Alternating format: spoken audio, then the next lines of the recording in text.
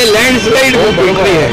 ये मैंने कहा था कि महायुति को थम्पिंग मेजोरिटी मिलेगी और इसीलिए मैं तमाम मतदाता जो है, मेरी लाडली बहनाओं को मैं धन्यवाद देता हूँ, लाडले किसानों को मैं धन्यवाद देता हूँ और लाडले हमारे भाई है, लाडले सीनियर सिटीजन है, सभी वर्ग जो है, सभी वर्ग को मैं धन्यवाद देता हूँ कि उन्होंने ऐसी विजयश्री प्राप्त कर दी है कि न भूतो न भविष्य तो ऐसी विक्ट्री जो इस बार मिली है, जो 2-2.5 साल हमारी महायुति ने काम किया है।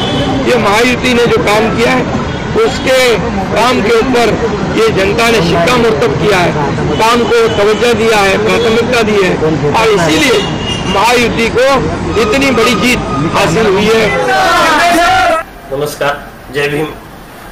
मी भाऊ निर्भवणे, रिपब्लिकन पक्ष खरीपचा महाराष्ट्राचा मी अध्यक्ष आहे।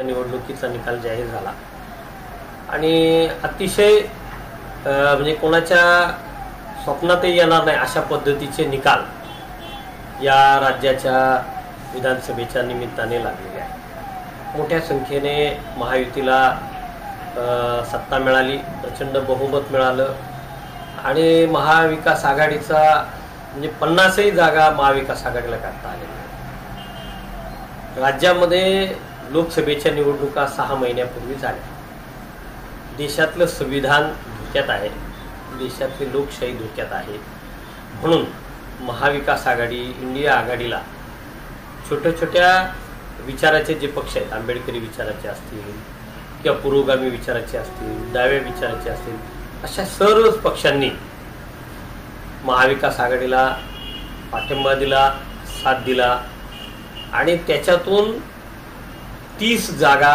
महाविकास आघाडीच्या निवडून आल्या। या 30 जागा निवडून आल्यानंतर महाविकास आघाडीने खरं तर तो जो टेम्पो आहे तो टेम्पो जपण्याची गरज होती, परंतु त्यांना असं वाटायला लागलं का येणाऱ्या विधानसभेत आपणच सत्तेवर येणार आहोत।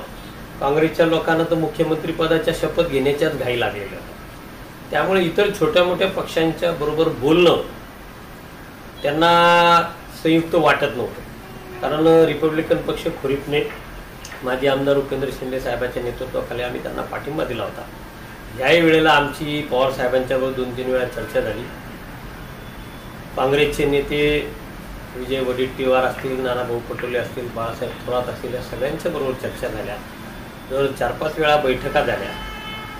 शिवसेनेचे सुभाष देसाई असतील, संजय राऊत असतील, अनिल देसाई असतील, या सगळ्यांच्या बरोबर चर्चा झाल्या, परंतु शेवटपर्यंत त्यांनी रिपब्लिकन चळवळीला किंवा रिपब्लिकन पक्ष खरीपला सन्मानपूर्वक वागणूक दिली नाही। बरं, आम्हालाच नव्हे तर इतरही डावे पक्ष असतील, पुरोगामी विचारांचे पक्ष असतील, शेकापच्या सुद्धा जागांवर त्यांच्या मैत्रीपूर्ण लढती झाल्या। तर हा सगळा जो गोंधळ आहे, या गोंधळामध्ये म्हणजे त्यांना असं वाटत होतं की आम्हाला कोणाची गरजच नाही। दुसऱ्या बाजूला महायुतीने जो गॅप होता तो गॅप भरून काढण्यासाठी लाडकी बहीण योजना आणि वेगवेगळ्या गोष्टी आणि प्रचंड प्रमाणात पैसा, प्रचंड प्रमाणात लोकांमध्ये जाणं, या सगळ्या गोष्टी कव्हर करण्यामध्ये ते यशस्वी झालेले आहेत।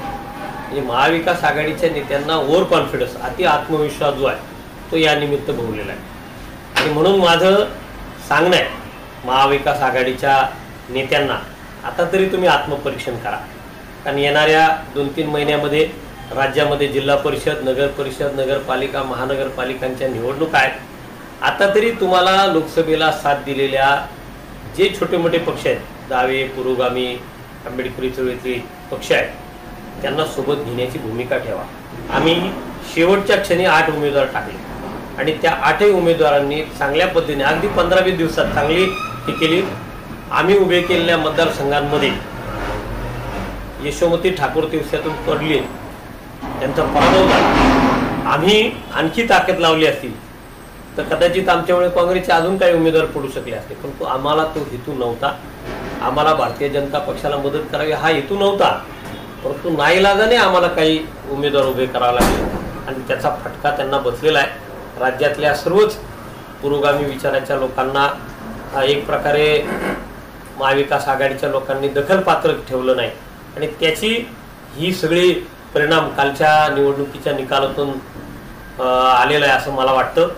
आता तरी महाविकास आघाडीच्या नेत्यांनी जागं व्हावं आणि भविष्यात या देशात या राज्यात ज्या पद्धतीने सरकार आलेलं आहे, 10 वर्ष केंद्रामध्ये विरोधी पक्ष नव्हता, आज राज्यातही तीच परिस्थिती निर्माण झालेली आहे.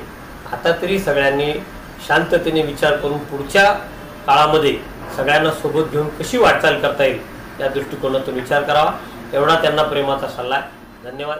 जय भीम, जय महाराष्ट्र.